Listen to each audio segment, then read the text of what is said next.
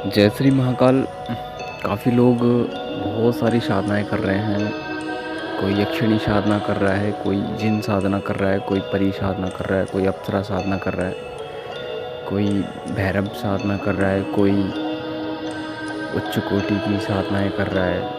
और ये साधनाएं कर तो सभी लोग रहे हैं, लेकिन कभी जानने की इच्छा हुई है इतने सालों से जो लोग साधना कर रहे हैं, जो आप लोग जो साधना कर रहे हो, उसमें से सिद्धि क्यों नहीं प्राप्त होती है? क्या कारण है कि एक छोटा सा अनुभव भी नहीं हो पाता है? और साधना का जो विधान होता है, क्या वह सही विधान है? अगर सही विधान है तो साधना का जो नियम रहता है ना, साधना नियम मांगती है कि तुम मुझे नियम दो, हम आपको ये सिद्धि देंगे। तो काफ़ी लोग बहुत परेशान हो चुके हैं इस चीज़ में कि उनको सिद्धि ही नहीं मिल पाती है। यहाँ तक कि कोई वो वशीकरण या फिर कोई मारण मोहन का मंत्र भी सिद्ध करते हैं, उसमें भी उनको असफलता मिलती है, मतलब सफलता मिल नहीं पाती है। और आपने देखा होगा कि यूट्यूब पे बहुत सारे लोग ऐसे हैं जो कहते हैं कि इस प्रयोग को कर लो, ये आ गया आपके सामने, ये वाली यक्षिणी का कर लो, तुरंत माला माल कर देगी, ये वाली जिन साधना कर लो, तुरंत आपको वह सब कुछ दे देगा। लेकिन इसके पीछे में कितनी मेहनत लगती है, क्या नियम होते हैं और क्या क्या करना पड़ता है, ये कोई चीज़ नहीं बताता। उनको सिर्फ आप लोगों तक अपनी वीडियो पहुंचानी होती है कि वीडियो लोग मेरी देखें और इस चीज़ को करने की ट्राई करें। और अगर मैं बोलूँ तो मेरे हिसाब से कोई भी अगर तुम साधना करते हो, कोई मंत्र भी सिद्ध करते हो, तो उसके लिए 1 महीना नॉर्मल है। अगर आप अप्सरा साधना करते हो, अप्सरा की सिद्धि भी प्राप्त करने की कोशिश करते हो, तो भी उसके लिए कम से कम आपको 2 महीने देने पड़ेंगे। और एक बहुत पॉइंट वाली बात है कि 2 महीने किस जगह पे देने पड़ेंगे। अगर आप सिटी में रहते हो तो प्रॉपर आपको 2 महीने देने पड़ेंगे।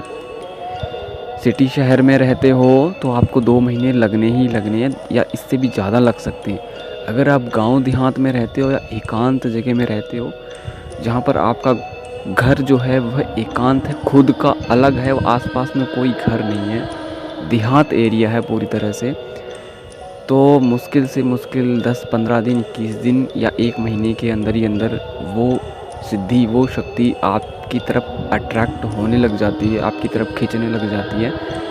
तो वो आप बहुत ज़्यादा चांस होते हैं कि वो आपको सिद्ध हो जाए, मतलब 1 महीने के अंदर ही अंदर। और सबसे बड़ी बात ये होती है कि गुरु आपका जो होना चाहिए वो प्रबल होना चाहिए।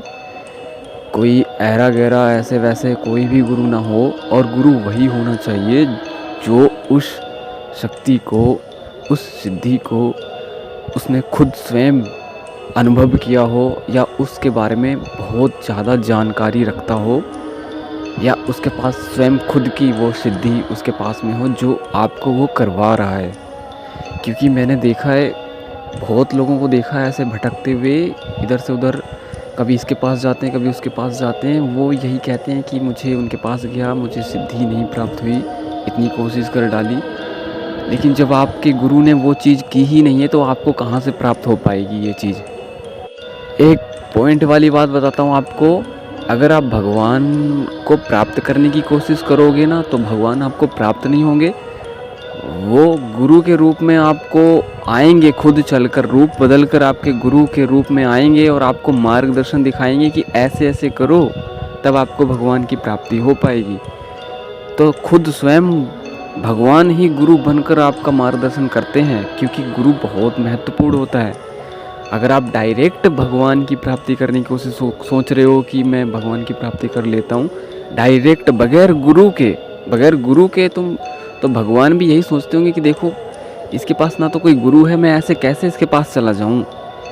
तो वो ये सोचेंगे कि चलो कोई बात नहीं, इसके पास नहीं गुरु है तो मैं गुरु का रूप धारण करके इसके पास जाता हूँ, इसको मार्गदर्शन देता हूँ, ज्ञान देता हूँ कि ऐसे ऐसे करो, तब भगवान की प्राप्ति होगी।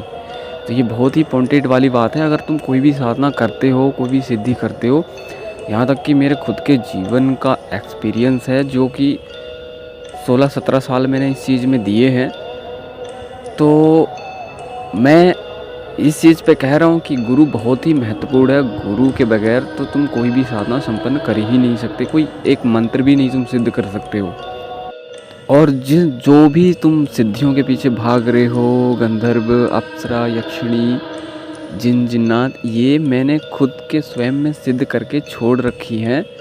क्योंकि जिस व्यक्ति को सिद्धियों के बीच में रहने की आदत लग जाए तो उसको आम जनता के बीच में रहने की वो आदत नहीं महसूस हो पाती है, ना ही उसका मन लगता है कि लोगों के बीच में जाएं, वहाँ उनसे बातचीत करें, उनको ऐसा समझाएं।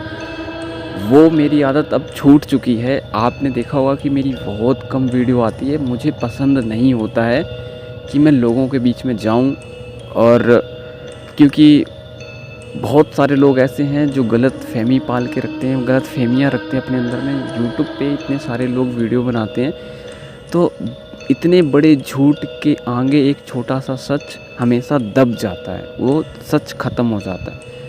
तो यही चीज़ मैं आपको समझाना चाह रहा हूँ कि जिन चीज़ों के पीछे आप लोग भाग रहे हो, वह खुद स्वयं मैंने अनुभव करके और स्वयं मैंने प्राप्त करके उन चीज़ों को छोड़ दिया है। और मुझे इस चीज़ की आदत लग गई है कि मैं अब इनके बीच में रहना पसंद करता हूँ, ना कि लोगों के बीच में रहना पसंद करूँगा। मुझे लोगों के बीच में रहना पसंद नहीं है। मैं चाहूँ तो आपको 1 या 2 दिन के अंदर ही अंदर एक सिद्धि, जिस सिद्धि के पीछे आप दौड़ रहे हो, वो मैं पल भर में आपको सिद्ध करवा सकता हूँ।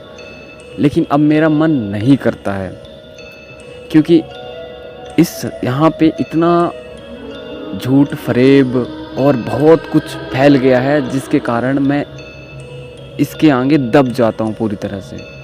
मैं उठ नहीं पाता, तो इसलिए मुझे ये सब चीज़ें अब बेकार की लगने लग गई हैं। और एक बात, अगर आप कोई भी साधना करते हो, कोई भी मंत्र जाप करते हो, कोई मारण, वशीकरण, मोहन जैसा कोई भी मंत्र सिद्ध करने की कोशिश करते हो, तो स्फटिक की माला से आप जाप किया करें, या फिर कोई स्फटिक का पत्थर अपने सामने रख लें और फिर जाप करना शुरू करें। क्योंकि स्फटिक में वो एनर्जी है, जो आप शब्द बोलोगे वो पत्थर आपका 1000 गुना रिपीट करता रहता है।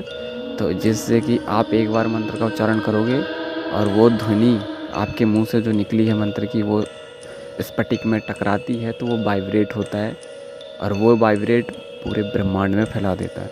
तो इससे बहुत जल्दी मंत्र सिद्ध हो जाते हैं। जैसे कि आप अपने शरीर के, जब आप मंत्र जाप करते हैं तो मन के अंदर में भी आप एक बार मंत्र बोलने की कोशिश करते हैं। जैसे जो मंत्र आपने बोला है वही मन के अंदर बोलो, तो ऐसे ही स्फटिक काम करता है कि बाहर से वो ध्वनि आप उस पर टकराएगी, तो अंदर से वो स्फटिक रिफ्लेक्ट करता है, भेजता है, मतलब दोबारा तिबारा ऐसे बहुत वाइब्रेट करता है उसी ध्वनि को लेकर। और बाकी मेन बड़ी बात यह है कि आप गुरु बनाएं, गुरु के निर्देशन में ही साधना करें, और गुरु भी ऐसा सोच समझ कर बनाएं कि वो गुरु भी उस चीज़ को प्राप्त कर चुका हो।